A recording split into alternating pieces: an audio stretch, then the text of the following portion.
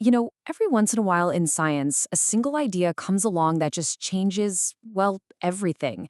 For artificial intelligence, that moment happened in 2017. Today, we're going to break down the one research paper that laid the foundation for the entire AI revolution we're living through right now. So, picture this. It's 2017. You've got this team of 8 researchers from Google Brain and Google Research. For years, they've been tackling one of the biggest problems in AI.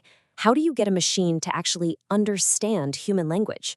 The whole field was kind of stuck on one way of doing things. And this team, well, they were about to throw the entire rulebook out the window. And the title they gave their paper? It was so simple, almost cheeky. Attention is all you need. Now, this wasn't just some catchy title. It was a direct challenge. It was a bold claim that one single, elegant mechanism called attention was the only thing you really needed to build the next generation of AI. And here's the thing, it wasn't just talk. They were right.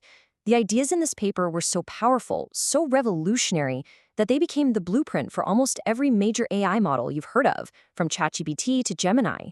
This is the story of how they pulled it off.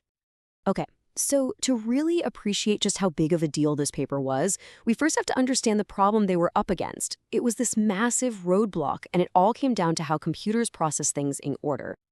See, before 2017, if you were doing anything with sequences of data, like, say, translating a sentence, the big players on the block were called recurrent neural networks, or RNNs for short.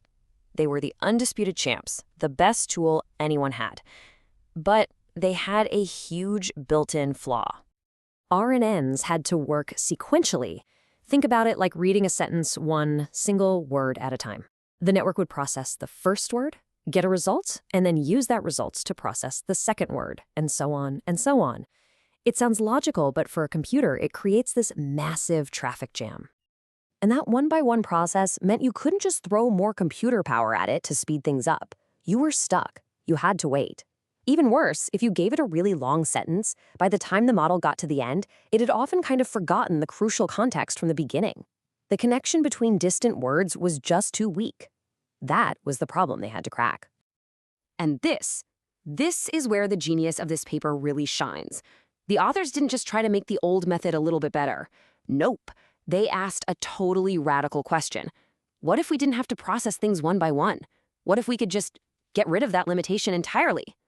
Their answer was the transformer, a brand new architecture that completely did away with that step-by-step processing.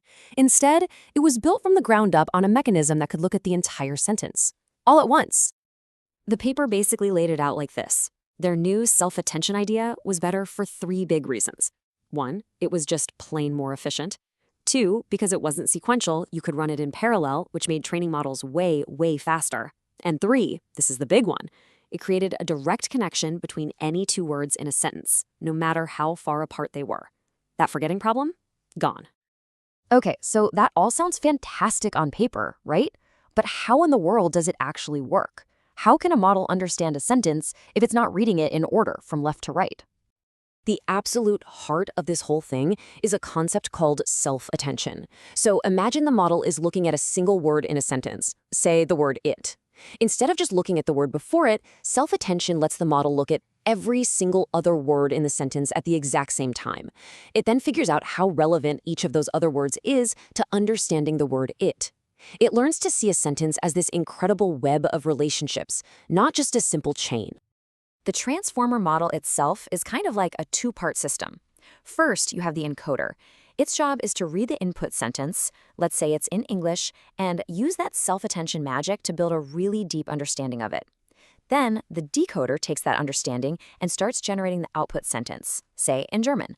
And as it writes each new word, it's constantly paying attention to the full context of the original sentence. But wait, it gets even cooler. They didn't just stop with one attention mechanism. They used something called multi-head attention. The best way to think about this is that the model learns to look at the sentence from a bunch of different angles all at once. So one head might be figuring out the grammar, another might be tracking who's doing what to whom, all happening in parallel. It's incredibly powerful. All right, so we have this radical new architecture. It's super exciting, but the million-dollar question is always the same. Did it actually work? Let's look at the numbers. And this table just lays it all out plain and simple. look at the old recurrent models. The longer the sentence, the more steps it took. But for self-attention, the number of steps is always one. It takes just one computational leap to connect any two words. I mean, that wasn't just an improvement, it was a total game changer. So the authors took their model and threw it into the ring against one of the toughest challenges at the time, a huge, well-known dataset for translating English to German. This was the proving ground. This was where you showed you had the real deal. And the results? Well, they were just jaw-dropping. The Transformer got a blue score, which is just a quality score for translation, of 28.4. Now that didn't just beat the previous best models, it completely smashed them. It even beat collections of models all working together. It set a new state-of-the-art by a country mile. And you want to hear the real kicker?